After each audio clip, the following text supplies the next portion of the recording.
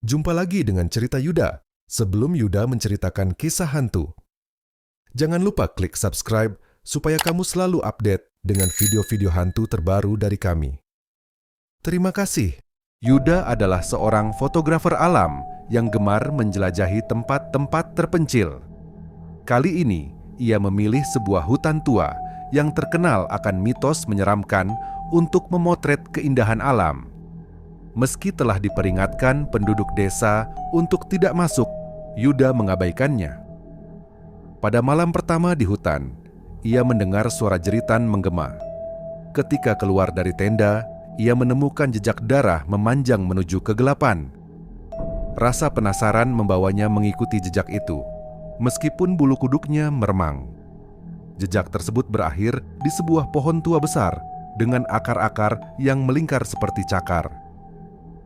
Di sana, ia menemukan seutas kalung tua berlumuran darah yang tampaknya sangat kuno. Yuda membawa kalung itu kembali ke kemahnya, merasa bahwa ia telah menemukan sesuatu yang menarik. Namun, malam itu ia mulai bermimpi buruk. Dalam mimpinya, ia melihat sosok perempuan berambut panjang dengan wajah pucat dan mata yang kosong, berdiri di dekat pohon yang sama.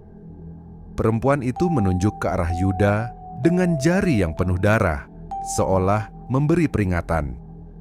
Yuda terbangun dengan nafas tersengal. Ketika keluar dari tenda, jejak darah yang ia ikuti sebelumnya kini menghilang. Pagi harinya, Yuda mengamati kalung yang ditemukannya. Kalung itu terbuat dari logam tua yang sudah berkarat, dihiasi ukiran simbol aneh. Meski merasa tidak nyaman, ia tetap menyimpannya. Ia memutuskan untuk menjelajahi lebih jauh ke dalam hutan untuk mencari spot foto terbaik, berharap menemukan pemandangan yang unik. Namun, selama perjalanan, Yuda merasa diikuti. Sesekali ia mendengar suara ranting patah atau langkah samar di belakangnya. Ketika menoleh, ia tidak menemukan apapun. Yuda berusaha meyakinkan dirinya bahwa itu hanya hewan liar. Saat memotret di sebuah bukit kecil, ia melihat sesuatu yang mengejutkan.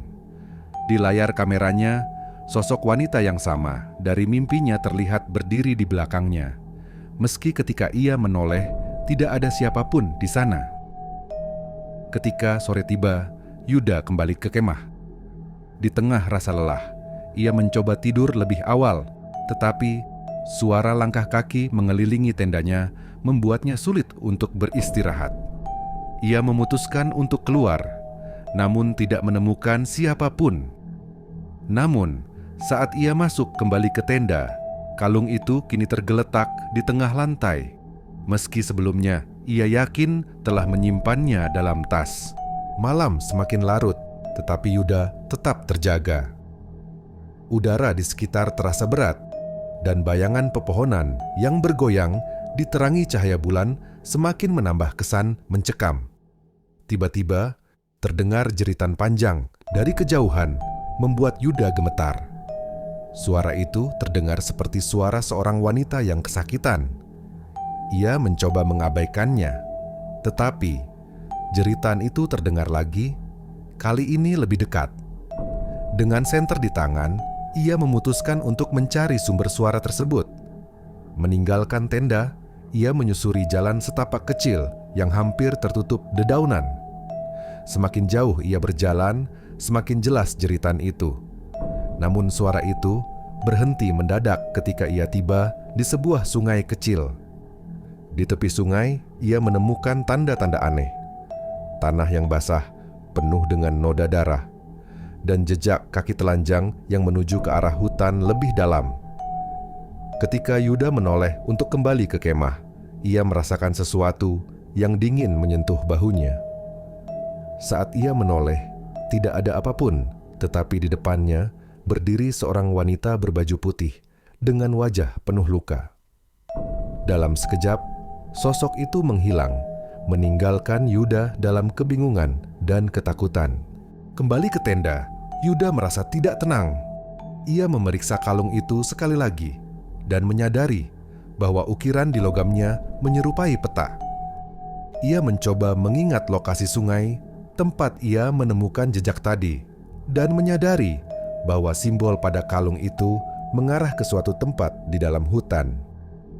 Pagi harinya, Yuda memutuskan untuk mengikuti peta yang diukir pada kalung tersebut.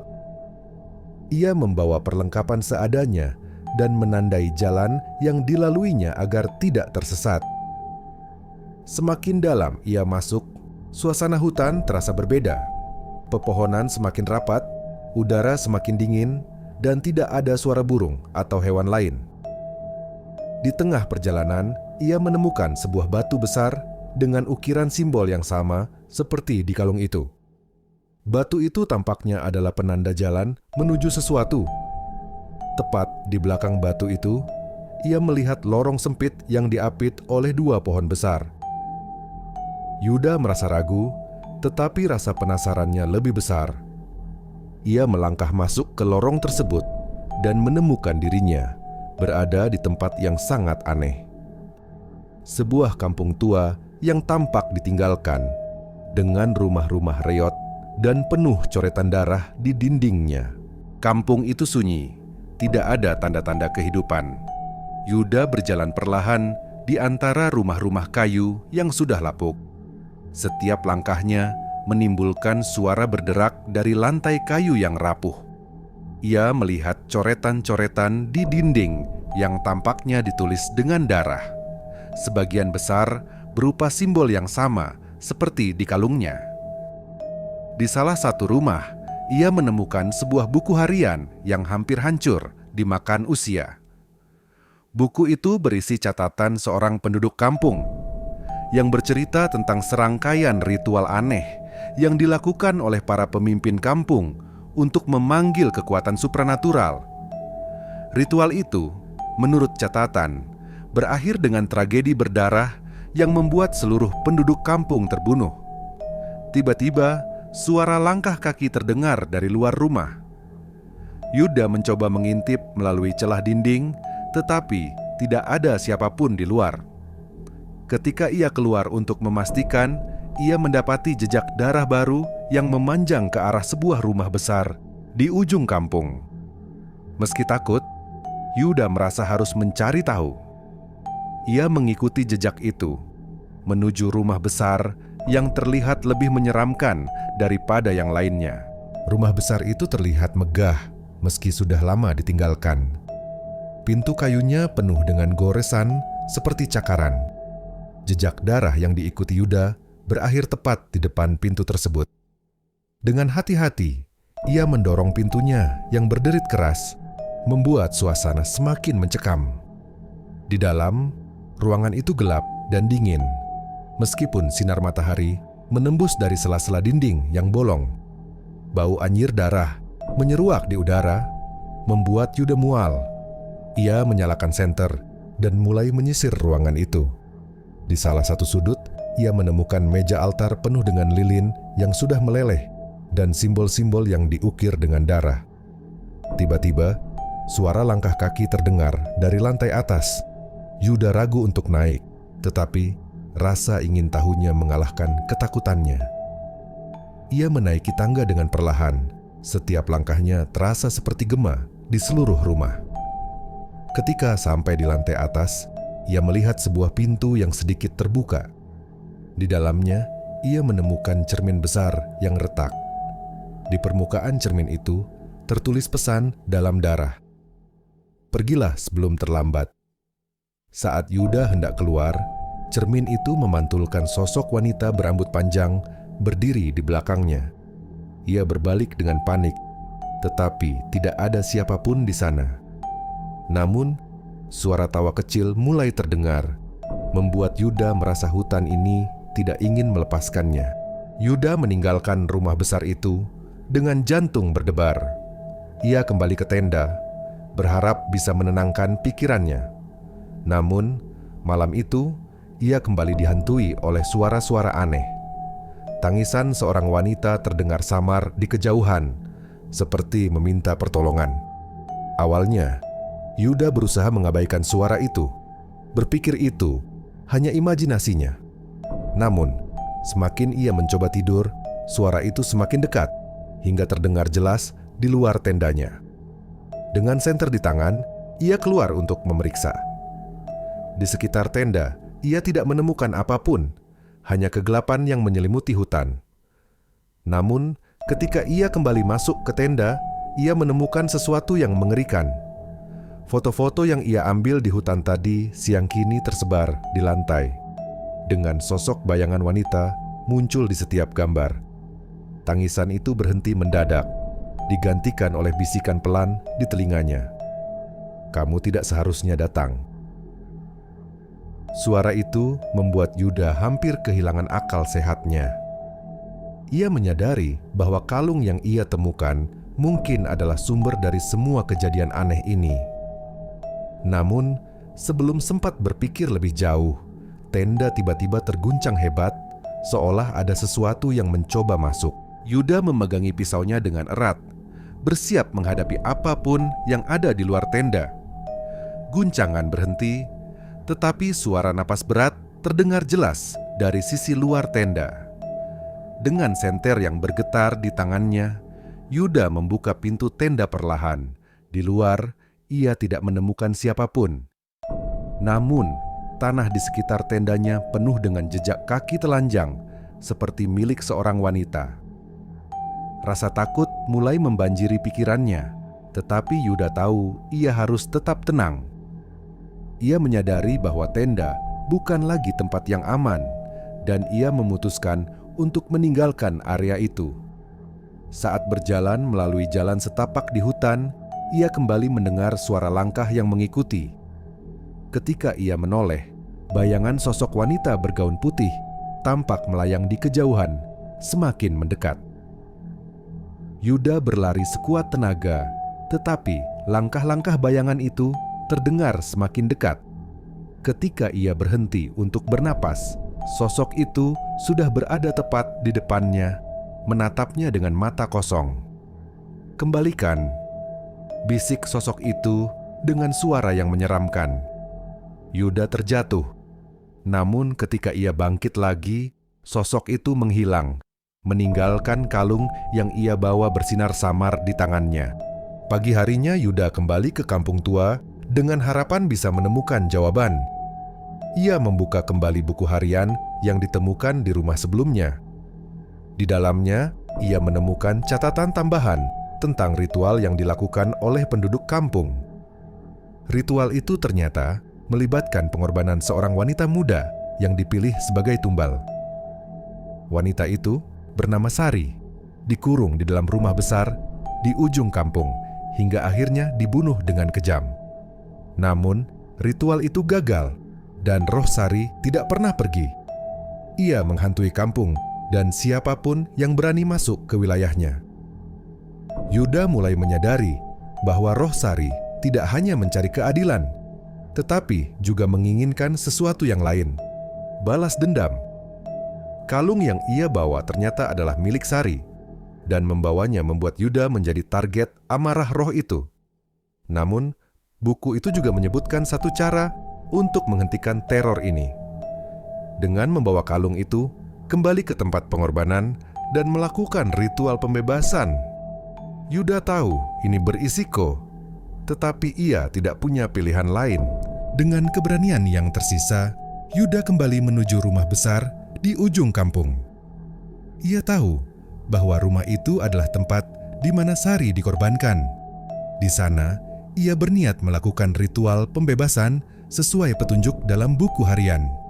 Namun, hutan tidak akan membiarkannya begitu saja. Dalam perjalanan, Yuda terus diganggu oleh suara-suara bisikan, bayangan yang bergerak, dan sosok-sosok menyeramkan yang hanya terlihat sekejap. Ketika ia akhirnya tiba di rumah besar, suasana semakin mencekam. Yuda menyiapkan kalung itu di atas altar yang ia temukan sebelumnya. Ia mulai membaca mantra yang tertera di buku harian, berharap bisa menghentikan kutukan ini. Namun, saat ia memulai ritual, seluruh ruangan bergetar.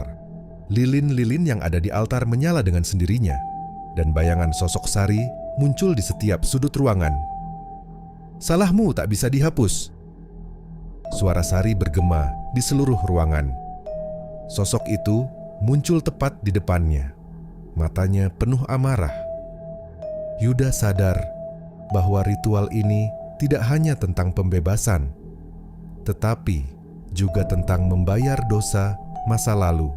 Yuda berdiri terpaku saat sosok Sari muncul di depannya. Wajahnya tampak penuh luka dan darah menetes dari tangannya yang menunjuk langsung ke arah Yuda. "Kau salah satu dari mereka," bisiknya penuh kebencian. Yuda terguncang. Ia mencoba menjelaskan bahwa ia tidak ada hubungannya dengan kejadian di masa lalu. Tetapi Sari tidak peduli. Suara gemuruh terdengar dari dalam rumah, dan bayangan hitam mulai muncul dari dinding-dinding seolah memerangkapnya. Sari melangkah mendekat. "Kalian semua harus membayar. Aku terjebak di sini karena dosa kalian." Yuda mencoba membaca mantra dari buku harian, tetapi suara Sari semakin keras, memekakkan telinga. "Tidak ada yang bisa menyelamatkanmu sekarang." Dalam keputusasaan, Yuda teringat bahwa kalung itu adalah simbol kekuatan Sari. Ia memegang kalung itu erat dan berteriak, "Aku tidak ingin melawanmu. Aku akan membantumu bebas." Sari berhenti, matanya yang kosong kini memancarkan emosi yang sulit dijelaskan. Namun, sebelum Sari sempat menjawab, bayangan hitam di dinding mulai menyerangnya, membuatnya berteriak kesakitan. "Bantu aku!" Sebelum semuanya terlambat, pintanya, sebelum sosoknya lenyap dalam bayangan. Setelah Sari menghilang, Yuda merasakan udara di sekitar menjadi berat. Rumah besar itu tampaknya hidup, dan gemuruh dari dinding-dinding semakin keras. Ia sadar ada kekuatan lain yang lebih besar di balik kutukan ini. Ia membuka buku harian lagi dan menemukan halaman yang terlewat. Di sana tertulis tentang seorang penjaga. Roh jahat yang menjaga kutukan tetap hidup. Roh ini bukan bagian dari kampung, melainkan entitas gelap yang dipanggil oleh pemimpin kampung saat ritual pertama dilakukan. Yuda sadar bahwa untuk membebaskan Sari, ia harus melawan penjaga ini terlebih dahulu. Tetapi, bagaimana caranya melawan sesuatu yang tidak terlihat? Ia memutuskan untuk mencari benda-benda lain di rumah itu yang mungkin bisa membantunya. Di sebuah ruangan, ia menemukan pisau ritual yang berlumuran darah kering.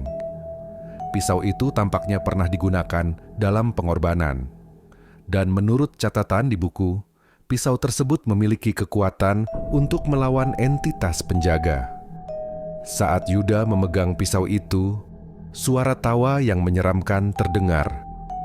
Dari kegelapan, sosok besar dengan mata merah menyala muncul, memenuhi seluruh ruangan. Penjaga kutukan kini berdiri di hadapannya, siap menyerang. Penjaga kutukan itu tidak memiliki wujud manusia. Ia terlihat seperti bayangan besar dengan tanduk yang menjulang tinggi. Yuda merasakan tubuhnya gemetar saat makhluk itu melangkah mendekat. Suara tawa makhluk itu menggema di seluruh rumah, membuat Yuda merasa kecil dan tak berdaya. Yuda mengingat mantra yang tertulis di buku harian. Ia mulai membacanya dengan lantang sambil mengarahkan pisau ritual ke arah makhluk itu. Penjaga bergerak cepat, menyerangnya dengan cakar tajam yang hampir mengenai tubuhnya. Dengan senter di tangan, Yuda menyinari makhluk itu, membuatnya mundur sejenak. Senter tersebut tampaknya melemahkan kekuatan penjaga, meski tidak sepenuhnya. Yuda terus membaca mantra, meskipun suaranya bergetar karena rasa takut. Penjaga mengaum marah, membuat seluruh rumah bergetar. Yuda sadar bahwa ia harus menikamkan pisau ritual ke simbol di lantai yang tampak bercahaya. Dengan keberanian terakhir, ia berlari ke arah simbol itu, menghindari serangan makhluk tersebut. Pisau ritual itu berhasil menusuk simbol di lantai, dan penjaga kutukan mulai menjerit kesakitan. Tubuhnya yang besar mulai memudar menjadi asap hitam, meninggalkan Yuda yang terduduk lemas. Meski penjaga kutukan telah hancur, Yuda tahu perjuangannya belum selesai. Ia masih harus menyelesaikan ritual pembebasan untuk mengakhiri penderitaan Sari. Namun, tubuhnya terasa lemah dan pikirannya mulai dipenuhi oleh suara-suara aneh. Ia membaca halaman terakhir dari buku harian yang mengungkapkan kebenaran pahit. Untuk membebaskan Sari, seseorang harus menggantikan tempatnya sebagai tumbal. Yuda menatap kalung di tangannya, menyadari bahwa ia telah menjadi bagian dari kutukan ini sejak awal. Sari muncul kembali, kali ini dengan wujud yang lebih tenang. "Kamu telah menghancurkan penjaga, tapi itu belum cukup," katanya dengan suara lembut. "Kamu harus memilih, tinggalkan hutan ini dan biarkan aku terjebak selamanya, atau gantikan aku agar kutukan ini berakhir." Yuda merasa dilematis. Ia ingin hidup, tetapi ia juga merasa bersalah karena menjadi bagian dari penderitaan Sari. Dengan air mata, ia bertanya, "Apakah aku benar-benar bisa membebaskanmu?" Sari hanya mengangguk pelan, menunggu keputusan Yuda. Yuda memutuskan untuk menyelamatkan Sari. Ia tahu itu mungkin berarti kematiannya, tetapi ia tidak bisa membiarkan roh wanita itu terus menderita. Dengan kalung di tangannya, ia berdiri di altar dan membaca mantra pembebasan terakhir. Saat ia selesai membaca, cahaya terang memenuhi ruangan. Sari berdiri di depannya, senyumnya penuh rasa syukur. "Terima kasih," katanya, sebelum wujudnya memudar menjadi cahaya. Namun, sebelum Yuda sempat merasa lega, tubuhnya mulai terasa berat. Ia merasakan dirinya ditarik oleh kekuatan tak terlihat. Dan tiba-tiba, ia berada di tempat gelap yang dingin. Ia sadar bahwa dirinya telah menjadi bagian dari kutukan itu.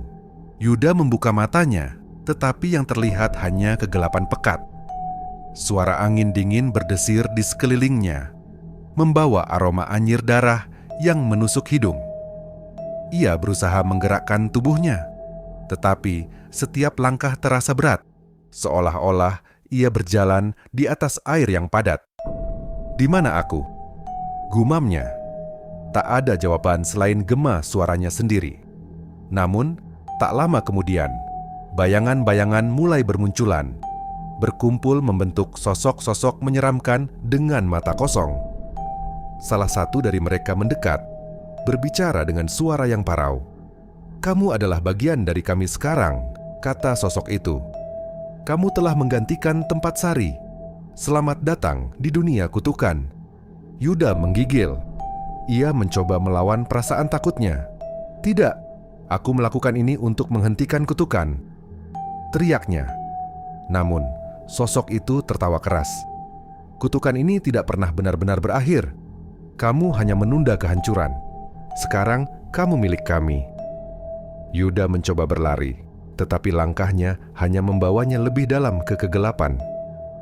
Di kejauhan, ia mendengar suara familiar, suara Sari. "Yuda, aku akan membantumu, tapi kau harus percaya padaku." Sosok cahaya kecil muncul dari kegelapan. Itu adalah Sari, yang kini tampak berbeda, lebih damai, meskipun masih samar. "Aku tahu ini bukan yang kau inginkan," katanya lembut. "Aku berjanji akan membawamu keluar dari tempat ini. Tapi kau harus menyelesaikan apa yang belum selesai." Yuda menatapnya bingung. "Apa maksudmu?" "Aku sudah melakukan semuanya." Sari menggeleng. "Tidak, kutukan ini bukan hanya tentang aku. Ini tentang amarah, rasa sakit, dan dosa yang menumpuk di kampung ini. Hanya dengan memusnahkan sumber kutukan, semuanya bisa benar-benar berakhir." Sari memberitahu Yuda bahwa di dalam kampung tua ada sebuah artefak terakhir yang menjadi inti dari kutukan ini. Artefak itu adalah patung kecil yang disembah oleh para pemimpin kampung saat ritual dilakukan. Untuk menghancurkan kutukan, Yuda harus menghancurkan patung tersebut.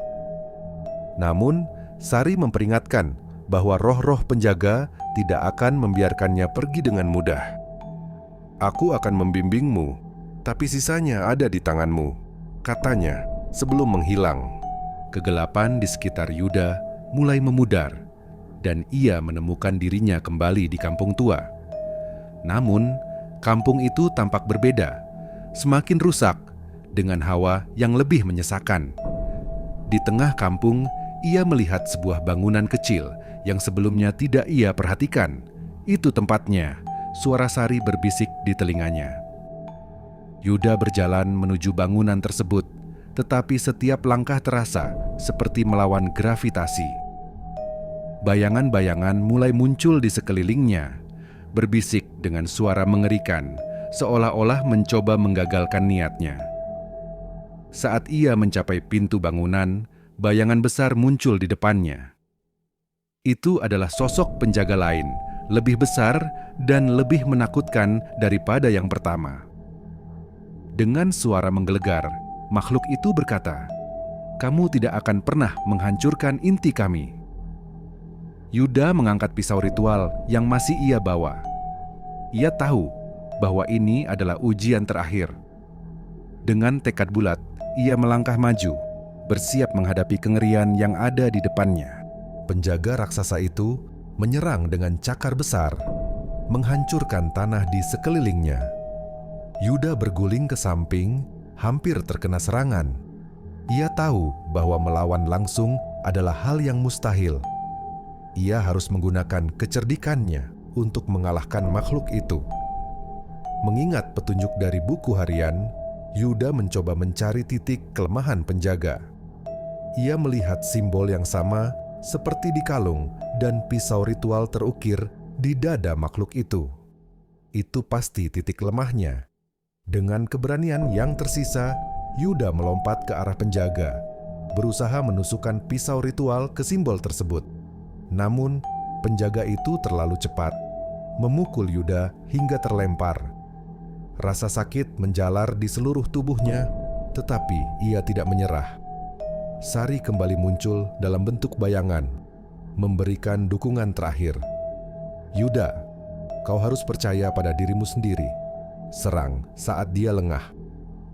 Ketika penjaga itu kembali menyerang, Yuda menghindar dan dengan segenap kekuatannya, ia berhasil menusukkan pisau ke simbol di dada makhluk tersebut. Penjaga itu menjerit. Tubuhnya pecah menjadi cahaya gelap yang menghilang di udara. Setelah penjaga terakhir hancur, Yuda masuk ke dalam bangunan kecil. Di dalamnya, ia menemukan patung kecil yang terbuat dari batu hitam, dikelilingi lilin-lilin yang telah lama padam. Tanpa ragu, Yuda mengangkat patung itu dan menghancurkannya dengan pisaunya. Ketika patung itu pecah, getaran hebat mengguncang kampung tua. Bayangan-bayangan yang mengelilingi kampung mulai memudar, dan udara menjadi lebih ringan. Sari muncul untuk terakhir kalinya. Ia tersenyum, wajahnya kini terlihat damai. "Terima kasih, Yuda. Kamu telah membebaskan kami semua," katanya sebelum lenyap dalam cahaya terang. Yuda merasa tubuhnya mulai ditarik kembali ke dunia nyata. Ketika ia membuka matanya, ia berada di pinggir hutan, di tempat pertama kali ia mendirikan tenda. Matahari pagi bersinar lembut, dan suasana hutan kembali damai. Meski selamat, Yuda tahu bahwa pengalaman ini akan menghantui pikirannya selamanya. Namun, ia juga tahu bahwa ia telah melakukan hal yang benar, membebaskan roh-roh yang terperangkap dalam kutukan. Dengan langkah mantap, ia meninggalkan hutan, membawa kisah ini sebagai peringatan bagi dirinya dan orang lain. Jangan pernah meremehkan kekuatan yang tersembunyi di tempat yang terlupakan.